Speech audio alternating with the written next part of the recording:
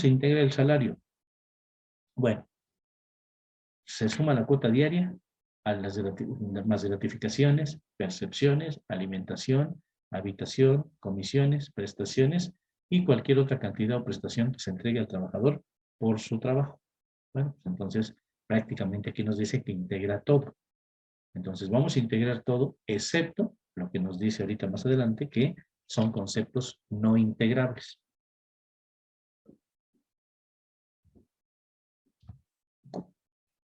¿Cuáles son las prestaciones, antes de pasar a lo no integrable, que yo podría estarle pagando a mi trabajador? Estamos hablando enfocados al trabajador de la construcción.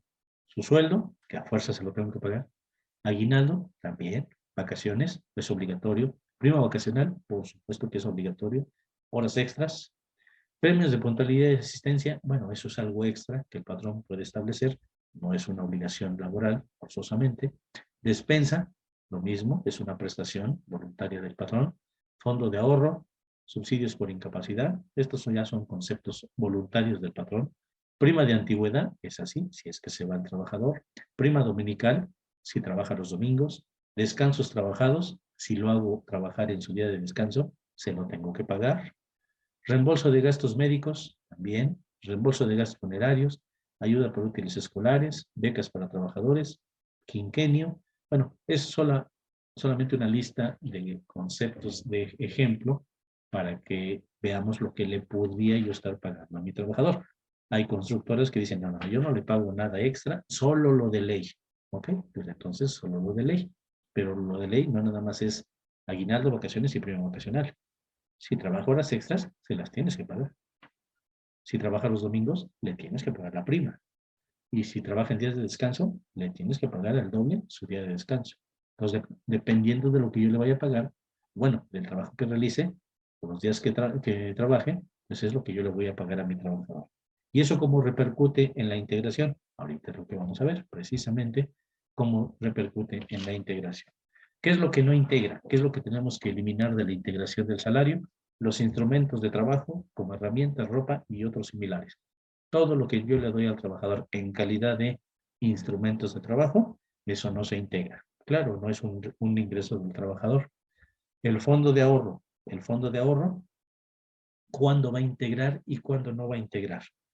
Bueno, nos dice que debe de hacerse una cantidad semanal, quincenal o mensual, igual del patrón, igual del trabajador. No retirarse más de 2 veces al año el fondo de ahorro.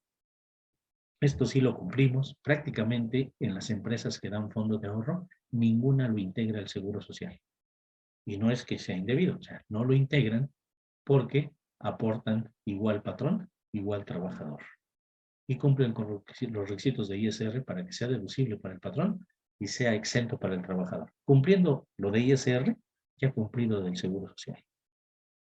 Y el único caso donde el Seguro Social dice, me lo vas a integrar, es cuando el patrón aporte más. Si el patrón aporta, por ejemplo, el 13% del salario y el trabajador el 10%, el 3% adicional que aportó el patrón se integraría al salario. Pero nunca va a aportar más el patrón. ¿Por qué? Porque si aporta más el patrón, ya no va a ser deducible. Entonces siempre se pactan cantidades iguales. Lo mismo patrón, lo mismo trabajador. Conclusión, el fondo de ahorro nunca se integra. Siguiente punto. Aportaciones adicionales al seguro de retiro, cesantía y vejez. Si el patrón le quiere dar el beneficio a su trabajador de aportarle más cuotas a su afore, a retiro, cesantía y vejez, esas aportaciones adicionales no integran al salario. Siguiente. El Infonavit y la PTU. El 5% que aporta el patrón a la subcuenta de vivienda del trabajador en su afore, tampoco se considera integración de salario. Y la PTU que le pago a mi trabajador, tampoco se integra al salario, en calidad de PTU. Todo lo que yo le entregue como PTU no se integra al salario. Alimentación y habitación tampoco se integra cuando se le cobre al trabajador por lo menos el 20% del valor de la UMA. Entonces, si yo le cobro el 20% de la UMA, no integra ni la alimentación ni la habitación que yo le doy a mi trabajador.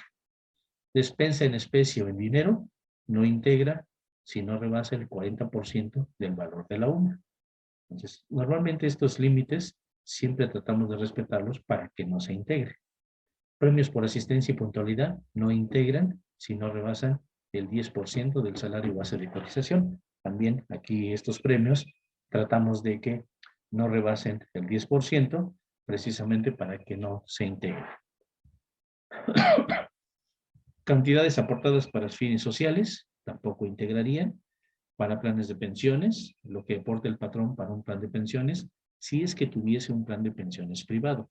Difícilmente las empresas o los patrones pues llegan a tener un plan privado de pensiones para sus trabajadores. Normalmente, pues con lo que le aporta el Seguro Social, ya que el Seguro Social lo pensiona. Pero si lo tuviera, esas aportaciones al plan de pensiones tampoco se integran al salario. El tiempo extra tampoco se integraría. ¿Sí? El tiempo extra, aunque dice aquí el tiempo extra dentro de los márgenes que establece la Ley Federal del Trabajo. ¿Cuáles son? Tenemos 3 tipos de tiempo extra: el simple, el doble y el triple. El simple es cuando por una situación de emergencia es necesario que los trabajadores continúen laborando y se les paga la cuota por hora simple. El doble son las famosas no más de 3 días a la semana, no más de 3 horas por día, son las famosas 9 horas. Esas van dobles. Y las que exceden a las dobles se llaman triples. Las que nos dice que no integran son las que están dentro del margen. Las simples y las dobles. Las que exceden al margen son las triples. Entonces, conclusión, las triples siempre se van a integrar al salario. Y desde luego, pues nos dice aquí que debe estar todo esto registrado en la contabilidad y solamente se integra lo que excede a los casos en donde hay un tope. ¿Sí? Bien, si lo vemos de forma aquí en este cuadrito, en este resumen, los conceptos que le pagamos al trabajador, sueldos y salarios, ¿se integra? Sí, sí, se integra. ¿Cuánto? El 100% y puede ser un salario fijo o un salario variable. ¿Las comisiones se integran al salario? Sí. ¿Cuánto? El 100% y son variables. Las comisiones siempre son variables. ¿El aguinaldo se integra? Sí, el 100% y puede ser fijo o puede ser variable. Si hay duda por qué puede ser variable el aguinaldo, pues es variable cuando tengo un comisionista. ¿Por qué? Porque cuando le pago el aguinaldo, su aguinaldo es en base a un promedio de comisiones. Pues no sé exactamente cuánto va a ser de aguinaldo, por eso puede ser variable. ¿Las vacaciones se integran? Sí, es salario. En sí, las vacaciones es sueldo que le pago cuando se va de vacaciones. El 100% se integra y puede ser fijo o puede ser variable. La prima vacacional también se integra el 100% y puede ser fijo o variable. Las horas extras simples y dobles, vean que ahí ya les marqué que no, porque acabamos de analizar, no se integran, pero las triples sí. Y las triples se integran el 100% y es variable. ¿La prima dominical se integra? Claro que sí. Se integra el 100% y puede ser fija o puede ser variable. ¿Por qué fija o variable la prima dominical? A ver, si yo contrato a mi trabajador y le digo, siempre vas a trabajar los domingos.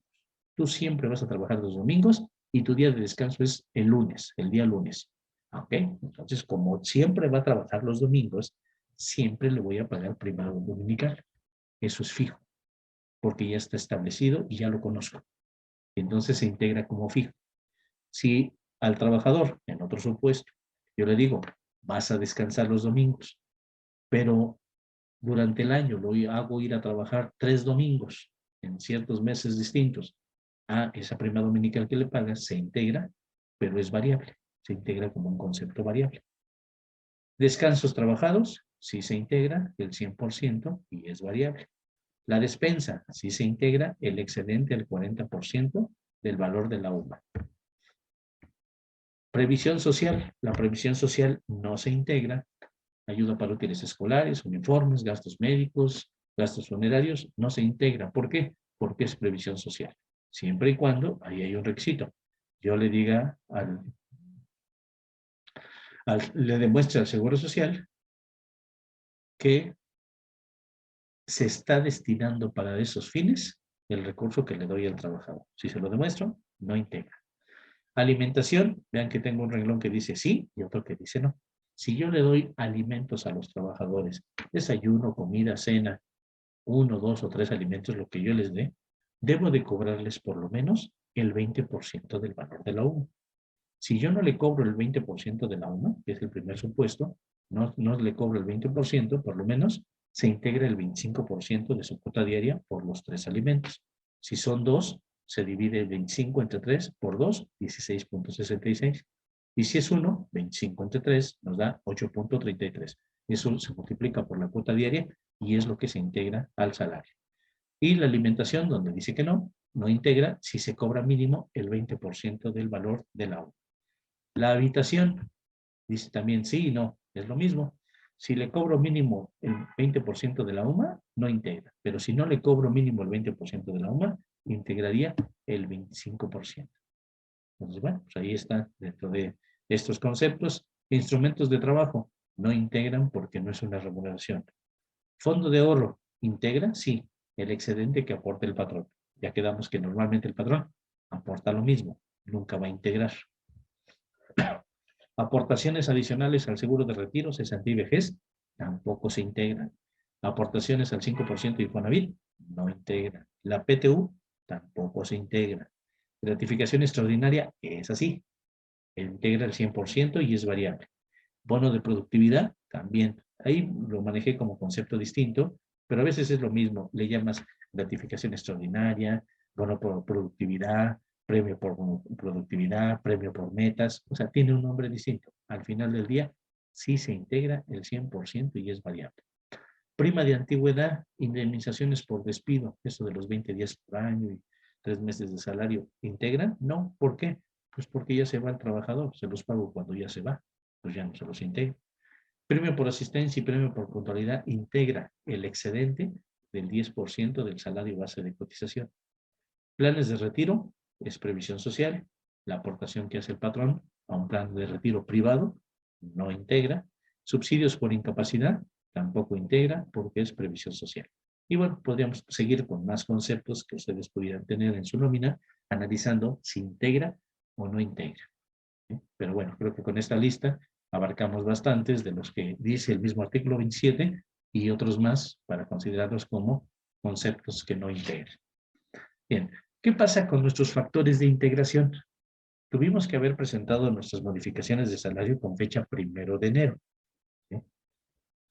En donde modificamos nuestros salarios. Todos tuvimos que haberlos presentado. ¿A fuerzas? A fuerzas.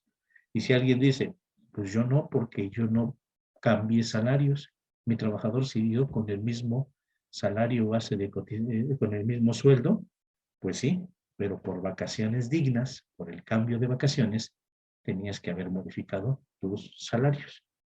Y vean que aquí tenemos ahora en los nuevos factores de integración para un año de antigüedad, siguen siendo 15 días de aguinaldo, pero cambia a 12 días de vacaciones. Antes aquí teníamos 6. Y ya por ese simple cambio, ya mi salario se modifica. La prima vacacional sigue siendo el 25%. Pues, ¿se acuerdan de su factor de integración que antes era el 1.0452? Siempre nos lo aprendimos ya. Era de cajón que nos aprendíamos ese salario, ese factor. Bueno, pues ya pueden olvidarlo porque ahora es el 0.0493. Y ahí van cambiando. Bueno, ya ahí son los factores que se van a utilizar para prestaciones mínimas de ley. Estamos hablando de prestaciones mínimas de ley. ¿Sí?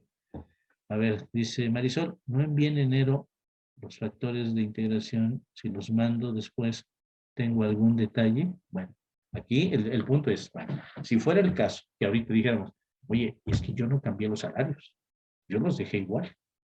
De un trabajador, yo lo tengo cotizando se quedó con, vamos a suponer, voy a inventar, se quedó con 400 pesos. Así venía del año pasado y yo no lo cambié.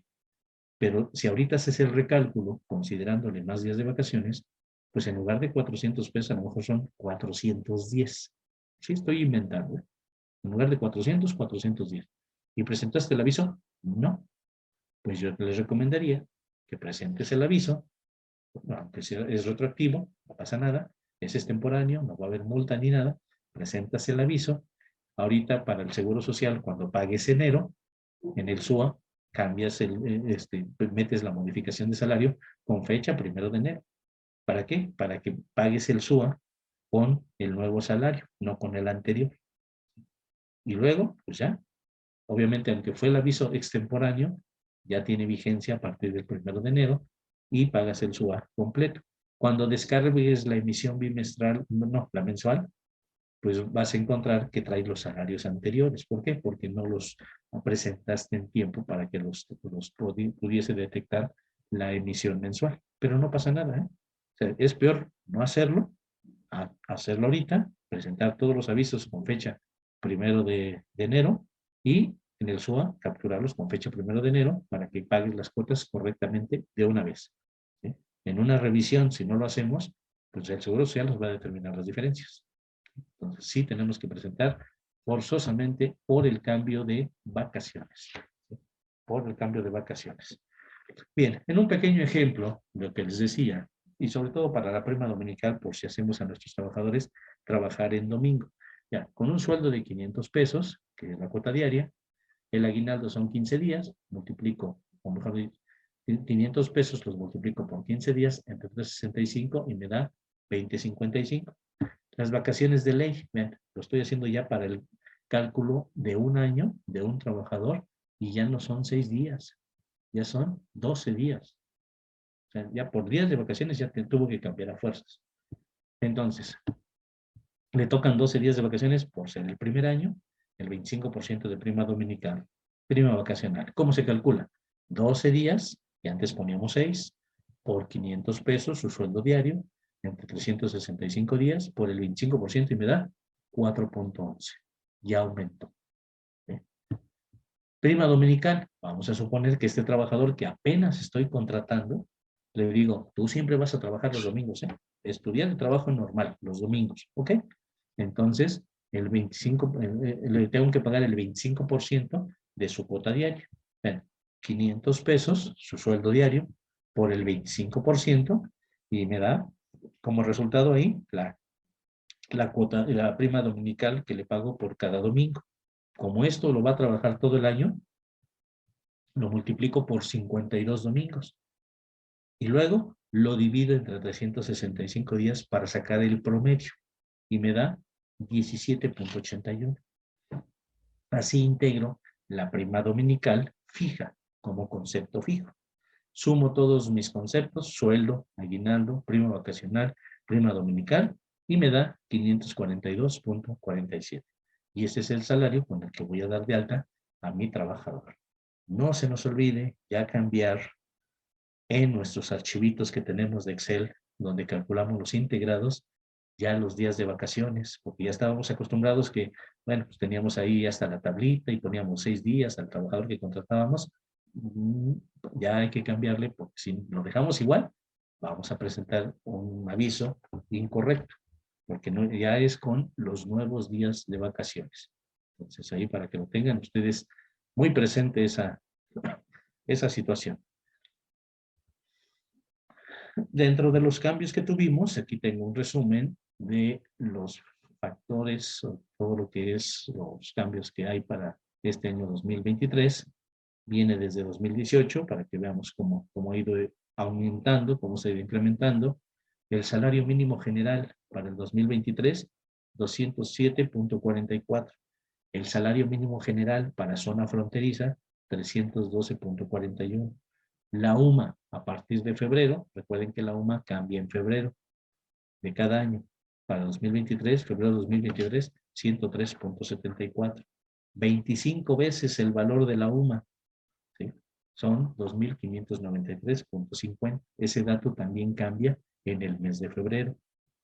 La UMI, que es para los créditos de Infonavit, cuando el trabajador tiene un crédito y el Seguro Social, el Infonavit me dice, tienes que descontarle, y me dice, este es el factor, se multiplica el factor por el valor de la UMI. Ahí tenemos el valor de UMI, de 96 pesos, que es lo que vamos a descontarle al trabajador por su crédito de Infonavit. Aquí algo muy importante, ahora con fecha 1 de febrero, también tendríamos que hacer un cambio. ¿Pero un cambio de qué? Una modificación de salario para mi trabajador. ¿Pero por qué le tengo que cambiar el salario?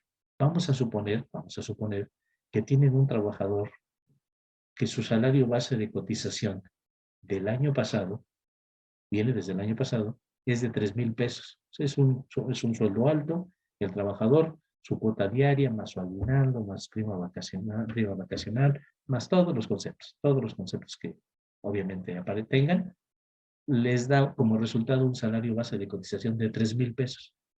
Bueno, como está por arriba de 25 veces, ustedes lo dieron de alta o presentaron su modificación que dice 2,405.50.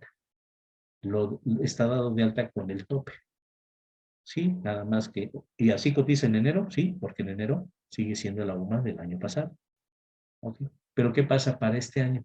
En 1 de febrero de 2023, ¿qué crees? Que ya el tope no son 2,405.50. El tope son 2,593.50. Ah, entonces, el Seguro Social no me lo va a cambiar automáticamente. No, el Seguro Social no sabe cuánto arriba de 2,405.50 es el salario de tu trabajador. Tú sí sabes que es 3,000. Entonces tienes que presentar una modificación de salario de ese trabajador de 3,000 pesos integrado con fecha 1 de febrero de 2,593.50. Tienes que subirle al tope de ese trabajador. ¿Sí? Porque el Seguro Social no lo hace de forma automática. ¿Por qué? Pues porque no sabe. ¿Qué tal si tu salario integrado es de 2,500? Tú lo integraste el año pasado y decía 2,500. Ah, bueno, pues lo topaste a 2,405.50. Si el Seguro Social te lo subiera a 2,593, estaría por arriba de tu salario de 2,500. Entonces, por eso no te lo va a modificar. Entonces, salarios topados a 25 veces el valor de la UMA, tenemos que modificarlos con fecha 1 de febrero, porque es cuando cambia la UMA, y tenemos que subirlo de 2,405.50 a 2,593.50. Bueno, otro pequeño detallito que no se nos debe de olvidar, y pues si no lo hicimos, tenemos 5 días, los primeros 5 días hábiles del mes para poder presentar el aviso. Ya se nos fueron los 5 días hábiles. Pero si no lo hemos hecho, no pasa nada. Háganlo retroactivo al 1 de febrero y como estamos aumentando el salario, lo acepta el Seguro Social sin problema. Entonces, bueno, para que consideren esta situación de los cambios que tenemos para la integración de los salarios y los topes y todo lo que vamos a descontar. Bien, esta es la lista de los salarios mínimos profesionales para este año. Aquí lo tenemos, es que no lo veo muy bien, ahora sí ya lo veo bien. Aquí yo les marqué, traté de resaltar con color esta lista de salarios mínimos profesionales, y vean el primer punto, dice albañilería, oficial de albañilería. El salario mínimo en zona fronteriza pues es igual para todos, pero para el resto del país vean que son 239.31. Ese es el salario mínimo profesional para un oficial de albañilería. ¿Sí? Ah, es que yo le estoy pagando el salario mínimo. Ah, o sea, le estás pagando 207.44 en lugar de 239. Pues sí, pues está mal, porque le debes de pagar por lo menos el salario mínimo profesional. Tenemos también un carpintero de obra negra. Y vean, sus salarios son 239.31, igual que el de albañilería. Tenemos un carpintero en la fabricación y reparación de muebles. ¿Sí? Pues a lo mejor yo también tengo un carpintero que tiene ese puesto, son 235.37. Tenemos un colocador de mosaicos y azulejos, es un oficial de colocar mosaicos y azulejos, 234.53. Construcción de edificación y casas, habitación, el yesero, el del yeso, 223.35. Digo, traté de seleccionar los que desde mi punto de vista están relacionados con una obra, los trabajadores que están en obra, y bueno, pues aquí ven, tenemos estos ejemplos. Tenemos otro, herrería, oficial de herrería. No, tengo un oficial de herrería, 231.50. Pintor de casas, edificios y construcciones en general, 229.94 diario. Plomero en instalaciones sanitarias, 230.35. Pues ahí está. ¿Ven? Ahí tenemos ejemplos de salarios mínimos profesionales de personas que están laborando con nosotros en la obra. No les puedo pagar salario mínimo general. Tiene que ser salario mínimo profesional. Entonces ahí, si no lo hago, tengo el riesgo de que la autoridad laboral pues me diga, tenías que pagarle más y le estás pagando el mínimo general. No aplica el mínimo general. Claro, si la persona que está trabajando conmigo no está aquí en esta lista, el puesto que está desempeñando, pues entonces le puedo pagar el salario mínimo general. No pasa nada si así pacto con él pagarle ese salario. Pero bueno, esto es para que habíamos platicado de lo que son los salarios mínimos profesionales. Aquí están algunos ejemplos de si tengo estos trabajadores, pues tratar de cuidar que le pague por lo menos esta cantidad. Digo, es un poquito más del salario mínimo general, pero pues de esa forma me cubro para no tener problemas en materia laboral. Bueno, estos son los salarios. Y bueno, pues el tope, ya vimos en el cuadrito, en los cuadritos anteriores, el tope para cotizar ante el Seguro Social, pues es, nadie puede cotizar menos de un salario mínimo, pero tampoco más de 25 veces el valor de la UMA. Y si tengo varios patrones, bueno, si tengo varios patrones, voy a cotizar con mi patrón, con cada patrón, y tengo que avisarles que tengo dos patrones para que entre los dos vayan al Seguro Social y le digan al seguro, oye, este trabajador está cotizando entre los dos, pues con más 25 veces el valor de la UMA. Hay que ajustarlo para que proporcionalmente paguen entre los dos 25 veces la UMA. Por ejemplo, vamos a suponer que el trabajador está con dos patrones y con uno está dado de alta con, vamos a manejarlo en UMAS, está dado de alta con 15 UMAS y con el otro con otras 15 UMAS. Bueno, pues para efectos de Seguro Social está cotizando con 30 UMAS. Las prestaciones que le van a dar al trabajador cuando las requiera van a ser sobre el tope de 25 UMAS. Entonces, estás cotizando 5 UMAS más. Entonces, le aviso a mis dos patrones, los dos van al Seguro Social, demuestran que entre los dos están pagando 30 UMAS y el Seguro Social les autoriza a que paguen solamente con la parte proporcional, que sería 12.5 UMAS cada quien, para que sumadas le den 25 UMAS, que es el tope. Eso es lo que yo tendría que hacer.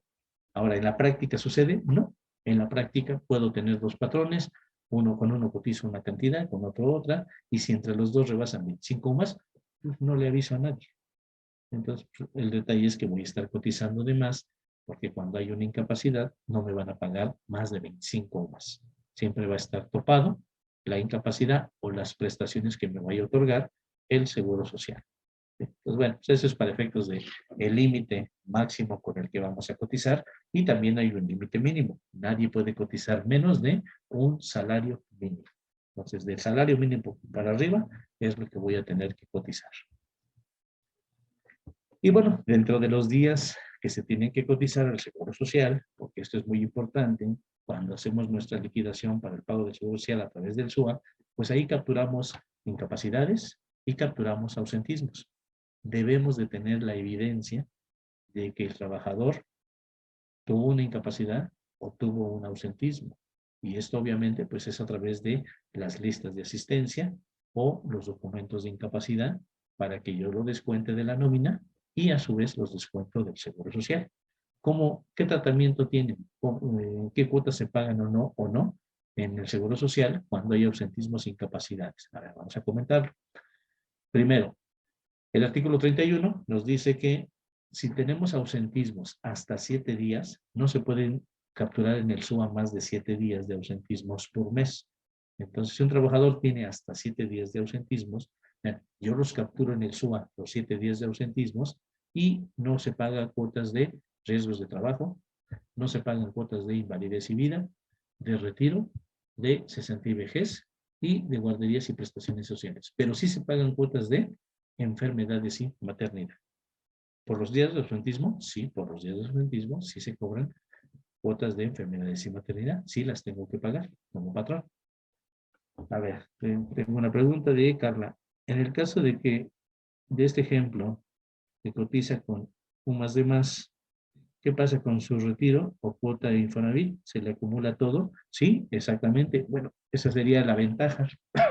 Si bien cuando me den una incapacidad, no me van a dar incapacidad de más de 25 UMAS, como los dos patrones están aportando al retiro, cesantía y vejez, todo el recurso se va. El de las 30 UMAS, sí, el de las 30 UMAS. Y para Infonavit también se va el de las 30 UMAS los recursos a lo que sería la AFORE.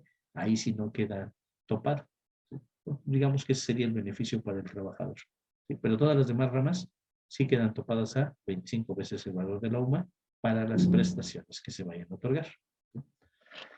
Muy bien, entonces los ausentismos hasta 7 días sí se cotizan en enfermedades y maternidad y todas las demás ramas no. ¿Qué pasa si tengo más de 7 ausentismos? ¿Y en qué ramas cotizaría para el Seguro Social? Bueno, el artículo 31 dice que no cotizaría en ninguna siempre y cuando presentes el aviso de baja del trabajador en tiempo. Bueno, si yo veo que el trabajador ya tiene 7 días, presento el aviso de baja en tiempo, bueno, pues entonces no cotizo en ninguna rama del Seguro Social. Bueno, pues obviamente, si ya presenté el aviso de baja, pues ya no voy a cotizar en ninguna rama. Ahora, vamos a las incapacidades. Si tengo incapacidad por riesgos de trabajo, si tengo incapacidad por enfermedad general, si tengo incapacidad por maternidad, no cotizo en riesgos de trabajo, en enfermedad y maternidad, invalidez y vida, pero sí cotizo en seguro de retiro. No se cotiza en cesantía y vejez y no se cotiza en guarderías y prestaciones sociales. Y por último, ¿qué pasa con las licencias que se otorgan a padres que tienen hijos con cáncer? Bueno, pues esas licencias que se le otorgan a los padres que tienen hijos con cáncer, aquí recordemos la prestación, vamos a comentarla brevemente. Se modificó la ley del Seguro Social, la ley del ISSSTE, la ley federal del trabajo, para que aquellos padres que pues desafortunadamente a uno de sus hijos le diagnostiquen cáncer, el menor es la edad del menor tiene que ser hasta 16 años de edad, bueno, pues al papá o a la mamá se le va a dar una licencia, es como una incapacidad. ¿Para qué? Para que pueda atender, para que pueda estar con su hijo. ¿Y cuánto se le va a pagar? Se le va a pagar el 60% del salario base de cotización. Se hagan de cuenta como una incapacidad por enfermedad general. Y va a permitir que el papá o la mamá puedan atender a su hijo que tiene cáncer. Solo se les va a dar esa incapacidad, esa licencia en los periodos donde el menor puede ser que esté hospitalizado, puede ser que sean los días posteriores a las quimioterapias, que lo tienen que estar atendiendo en casa, y esas van a ser las licencias. Estas licencias no van a rebasar de más de 364 días en un periodo de 3 años. O sea, se diagnostica que en 3 años pues, se termina el tratamiento, o podría ser el tratamiento del menor, y las licencias que le van dando cada mes al papá o a la mamá, no deben, al final de esos 3 años no van a rebasar más de 364 días. Entonces, si se le dan esas licencias a alguno de los trabajadores, bueno, pues va a llegar conmigo, me va a dar la licencia, va a decir, pues me dieron 10 días de licencia, no voy a venir a trabajar, el Seguro Social me paga el 60% de mi salario y yo lo voy a capturar en el SUR, así como licencia.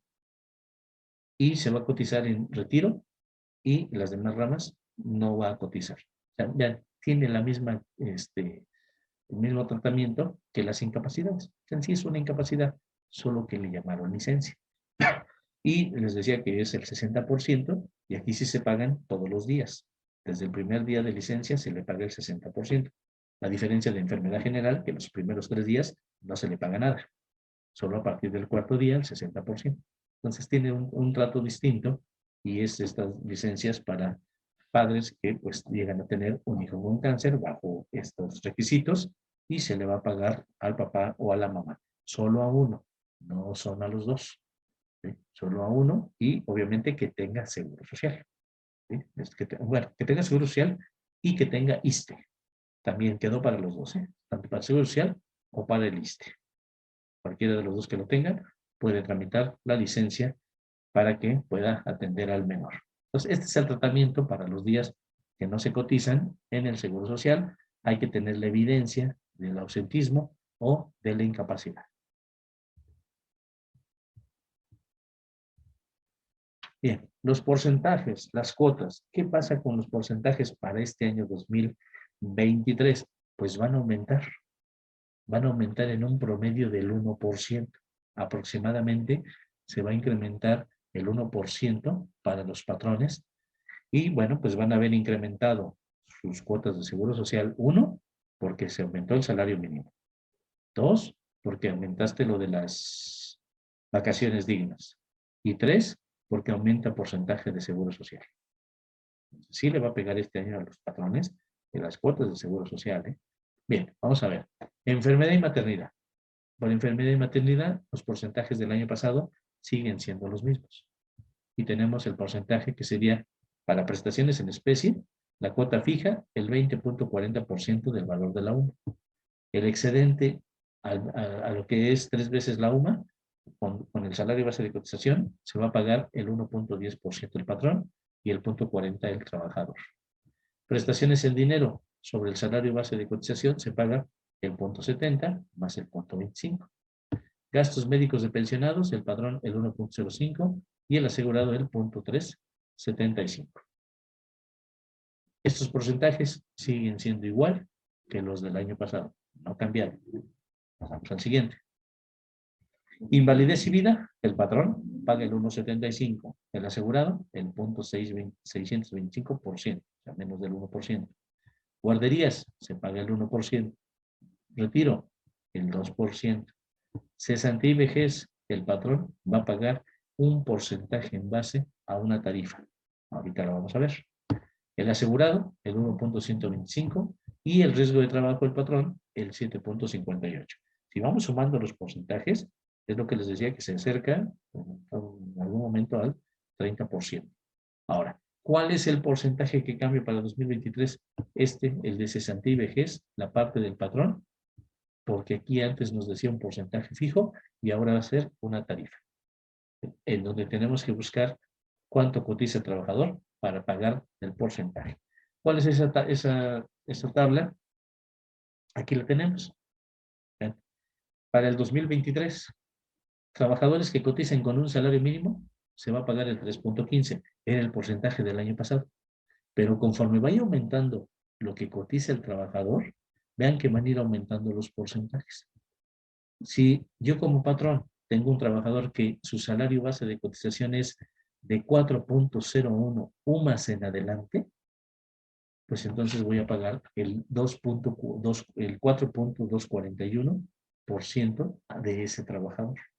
Pues ya no vas a pagar el 3.15, no, va a ser para ese trabajador el 4.241. Pues entre más gane mi trabajador, entre más alto sea su salario, pues resulta que voy a pagar un porcentaje mayor. Este es el incremento. Y vean, para 2024 aumentan los porcentajes. 2025, 2026 y así sucesivamente van a ir aumentando los porcentajes. Entonces, bueno, pues este es el incremento en promedio. Bueno, si ustedes ven de 3.15 a 2.41, pues es más o menos el 1%. En promedio las cuotas van a aumentar el 1%, más o menos en promedio. Entonces, bueno, pues estos son los porcentajes para el 2023. ¿Sí? Ya seguramente ustedes descargaron su actualización del SUA, la versión 363, ya la tuvieron que haber descargado para que pueda generar ya con estos cambios. ¿Sí? Ahora, como estamos hablando de retiros, cesantía y vejez, son las aportaciones bimestrales. Entonces, este efecto de incremento de porcentaje se va a ver cuando paguemos el primer bimestre, el 17 de marzo. Pues hasta marzo lo vamos a percibir. Ahorita para el pago mensual se va a ver el incremento por el salario mínimo y por las vacaciones. Ese va a ser el incremento que se va a percibir. El siguiente es para el bimestral por estos porcentajes que se van a incrementar.